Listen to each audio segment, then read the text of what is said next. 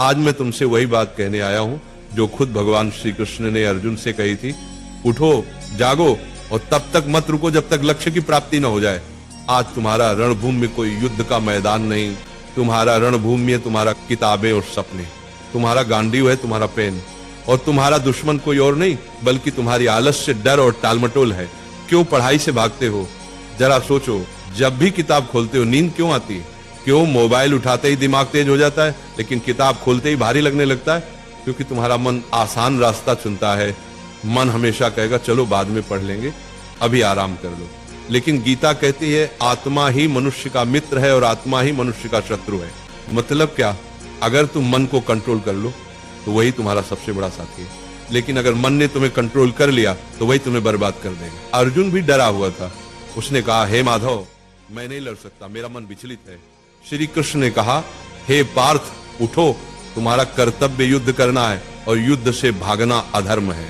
अब सोचो, अर्जुन को कुरुक्षेत्र का युद्ध जीतना था और तुम्हें अपनी पढ़ाई का युद्ध जीतना है।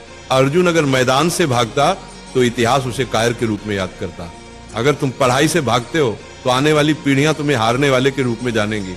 गीता का सबसे बड़ा संदेश है, कर्म करो, फल की चिंता मत करो। आज अगर तुम 5 घंटे पढ़ते हो तो तुरंत रिजल्ट नहीं दिखेगा, लेकिन ये मत सोचो कि मेहनत बेकार जा रही है। हर दिन का पसीना, हर दिन की पढ़ाई तुम्हारे अंदर ज्ञान और आत्मविश्वास का पहाड़ खड़ा कर रही है। फल अपने समय पर आएगा और जब आएगा तो दुनिया तुम्हारे कदम चूमेगी। आज तुम्हारा असली दुश्मन पढ़ाई नहीं, तुम्हारा असली दुश्मन है आलस्य, ध्यान भटकना, सोशल मीडिया और कल से पढ़ेंगे वाली सोच। गीता कहती है संयम ही सच्ची विजय है। अगर तुम अपने दिमाग को मोबाइल से हटाकर किताबों पर टिकाना सीख गए तो तुम वही विद्यार्थी बन जाओगे जिसे देखकर लोग कहेंगे ये लड़का भगवान की दी हुई मिसाल है। याद रखो, अर्जुन ने युद्ध इसलिए जीता क्योंकि श्री कृष्ण उसके साथ थे। तुम्हारे पास भी श्री कृष्ण है, तुम्हारे गुरु, तुम्हारी किताबें और तुम्हारा विश्वास। जब भी थक जाओ ये मंत्र याद करो, उठो अर्जुन, पढ़ाई तुम्हारा धर्म है, पढ़ाई तुम्हारा कर्म है।